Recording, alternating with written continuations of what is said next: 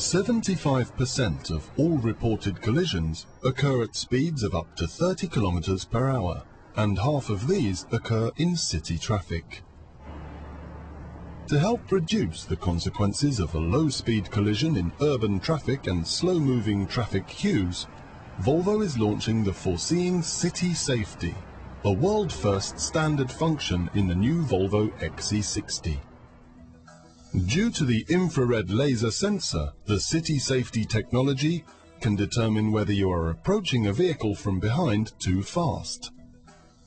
If the driver fails to react in due time, the city safety will automatically apply the brakes in order to slow down the car, either to avoid the collision, which is possible if the speed difference between the two vehicles is below 16 kilometers per hour, or reduce the impact if the speed difference is between 16 and 30 kilometers per hour.